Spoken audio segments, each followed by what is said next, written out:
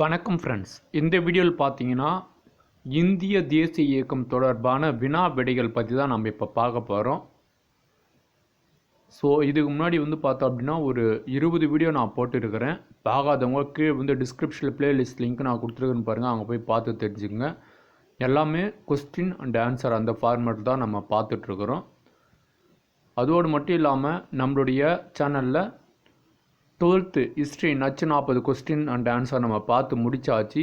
அதை பார்க்காதவங்க கீழே டிஸ்கிரிப்ஷனில் பிளேலிஸ்ட் லிங்க் நான் கொடுத்துருக்கேன், அங்கே போய் பார்த்து தெரிஞ்சுக்கங்க. இன்றைக்கி பார்த்தோம் அப்படின்னா 12th பொலிட்டிக்கல் சயின்ஸில் யூனிட் 2 செகண்ட் பார்ட் வீடியோ கரெக்டாக 6 மணிக்குள்ளார அப்லோட் ஆகிடும். சரிங்களா? ஸோ அதாவது கரெக்டாக 6 மணிக்குள்ளே அப்லோட் ஆகிடும். இன்னும் கூட அப்லோட் பண்ணல. சரிங்களா? எப்போவுமே அதுக்குண்டான டைம் நான் 6 மணி அப்படின்னு நான் இதுக்கு முன்னாடி வீடியோலலாம் நான் சொல்லியிருக்கிறேன். சரிங்களா? ஸோ நோட்டிஃபிகேஷன் ஷோ ஆகிறனாலும் கூட கரெக்டாக 6 to 6:30. சரிங்களா? ஸோ ஒரு 6 மணி போல் நம்மளுடைய சேனல் பக்கம் வந்தீங்க அப்படின்னா நச்சின 40 கொஸ்டின் அண்ட் ஆன்சர் நீங்கள் தெரிஞ்சுக்கலாம். சரிங்களா? சரி, வாங்க இதில் இருக்கக்கூடிய 20 கொஸ்டின் வித் ஆன்சர் நம்ம பார்ப்போம். முதல் கொஸ்டின் பாருங்கள். தர்ம பரிபாலன யோகம் என்ற இயக்கத்தை தொடங்கியவர் யார் அப்படின்னா ஸ்ரீ நாராயண குரு. தர்ம பரிபாலன யோகம் என்ற இயக்கத்தை தொடங்கியவர் ஸ்ரீ நாராயண குரு. இரண்டாவது கொஸ்டின். வாடிய பயிரை கண்டபோதெல்லாம் வாடினேன் என்று கூறியவர் யார் அப்படின்னா ராமலிங்க அடிகளார். வாடிய பயிரை கண்டபோதெல்லாம் வாடினேன் என்று கூறியவர் ராமலிங்க அடிகளார். மூன்றாவது. இந்தியாவின் முதல் சட்ட அமைச்சராக பணியாற்றியவர் யார் அப்படின்னா டாக்டர் அம்பேத்கர். இந்தியாவின் முதல் சட்ட அமைச்சராக பணியாற்றியவர் டாக்டர் அம்பேத்கர். நெக்ஸ்ட் நாலாவது கொஸ்டின் பாருங்கள். இந்தியாவின் மிகப்பெரிய விருதான பாரத ரத்னா விருது டாக்டர் அம்பேத்கருக்கு எப்போது வழங்கப்பட்டது அப்படின்றாங்க. 1990 வழங்கப்பட்டது. நெக்ஸ்ட் ஐந்தாவது கொஸ்டின்.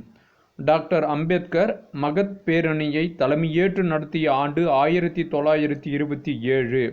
சரிங்களா? மகத் பேரணியை டாக்டர் அம்பேத்கர் தலைமையேற்று வழிநடத்திய ஆண்டு 1927. ஆறாவது கொஸ்டின். தாய்மொழி பத்திரிகை தடை சட்டம் கொண்டு வரப்பட்ட ஆண்டு 1878. தாய்மொழி பத்திரிகை தடை சட்டம் கொண்டு வரப்பட்ட ஆண்டு 1878. ஏழாவது கொஸ்டின். ஆயுத சட்டம் மற்றும் பிராந்திய மொழி தடை சட்டம் கொண்டு வரப்பட்ட ஆண்டு 1878. சரிங்களா? ஸோ பாருங்கள், தாய்மொழி பத்திரிகை சட்டம் 1878, அதே மாதிரி ஆயுத தடை சட்டம் மற்றும் பிராந்திய மொழி தடை சட்டமும் 1878 தான். நெக்ஸ்ட் எட்டாவது கொஸ்டின்.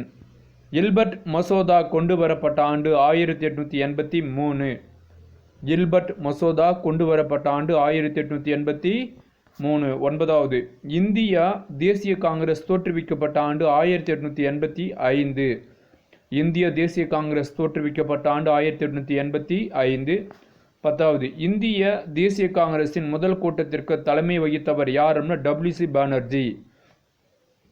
இந்திய தேசிய காங்கிரஸின் முதல் கூட்டத்திற்கு தலைமை வகித்தவர் WC பானர்ஜி. முதல் கூட்டம் எங்கே நடைபெற்றிருக்கும்? 1885 போல் எங்கே நடைபெற்றிருக்கும் அப்படின்னா பம்பாயில் டிசம்பர் மாதம் 28ஆம் தேதி நடக்கும். சரிங்களா? ஓகே. நெக்ஸ்ட் 11வது கொஸ்டின் பாருங்கள். மிதவாதிகள் என்று அழைக்கப்பட்டவர்கள் யார் அப்படின்னா காங்கிரஸ் தலைவர்கள். வந்தே மாதரம் என்னும் தாய்நாட்டு பற்றுமிக்க முழக்கத்தை எழுப்பியவர் யார்? பங்கிம் சந்தர் சட்டர்ஜி.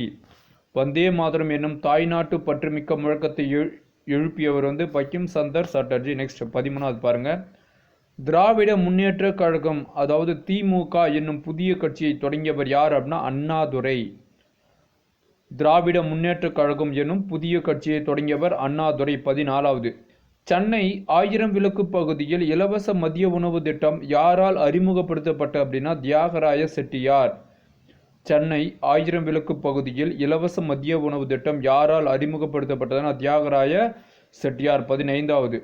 முத்துலட்சுமி ரெட்டியின் சேவைகளுக்காக மத்திய அரசு எந்த ஆண்டு பத்ம பூஷன் விருது வழங்கி கௌரவித்ததுன்னு 1956. முத்துலட்சுமி ரெட்டியின் சேவைகளுக்காக மத்திய அரசு எந்த ஆண்டு பத்ம பூஷன் விருது வழங்கி சிறப்பித்து அதாவது கௌரவித்தது அப்படின்னா 1956. 16வது கொஸ்டின்.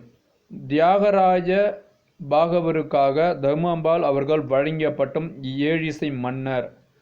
அதாவது தர்மாம்பாள் அவர்கள் தியாகராய பாகவருக்கு என்ன பட்டம் கொடுக்குறாங்க அப்படின்னா ஏழிசை மன்னர் அப்படின்னு பட்டம் கொடுக்குறாங்க. நெக்ஸ்ட் 17வது காந்தியின் குருவாக கருதப்பட்டவர் யார் அப்படின்னா கோபாலகிருஷ்ண கோகலே. காந்தியின் குரு யார் அப்படின்னு கேட்டோம்னா கோபாலகிருஷ்ண கோகலே. 18வது பாருங்க, அகமதாபாத்தில் சபர்மதி ஆசிரமத்தை நிறுவியவர் யார் அப்படின்னா மகாத்மா காந்தி. 19வது திருமந்திரம், தொல்காப்பியம், கைவல்யம் போன்ற நூலில் உள்ள அறிவியல் உண்மைகளை குறித்து சொற்பொழிவு ஆற்றியவர் ராஜேஸ்வரி அம்மையார். திருமந்திரம், தொல்காப்பியம், கைவல்யம் போன்ற நூலில் உள்ள அறிவியல் உண்மைகளை குறித்து சொற்பொழிவு ஆற்றியவர் ராஜேஸ்வரி அம்மையார். நெக்ஸ்ட் 20வது பாருங்க, எங்கு நடந்த மாநாட்டில் CN அண்ணாதுரை அவர்கள் நீதி கட்சியின் பெயரை திராவிடர் கழகம் என பெயர் மாற்றம் செய்தார் அப்படின்னா சேலம். சரிங்களா, எங்கு நடந்த மாநாட்டில் CN அண்ணாதுரை அவர்கள் நீதி கட்சியினுடைய பெயர்னா மாத்துறாரு திராவிட கழகம் அப்படின்னு மாத்துறாரு. அதுக்கடுத்தது என்ன, அதாவது 1944 போல் மாற்றுவார். சரிங்களா, அதுக்கப்புறம் தந்தை பெரியாருக்கும் அண்ணாதுரைக்கு வந்து கருத்து வேறுபாடு வந்து 1949 போல் திமுக உருவாக்குவாங்க. யார்? அண்ணாதுரை அவர்கள் தான். சரிங்களா, ஸோ அதில் வந்து கருத்து வேறுபாடு வந்து எம்ஜிஆர் என்ன பண்ணுறாரு, அதிமுக அதையே உருவாக்குவாங்க.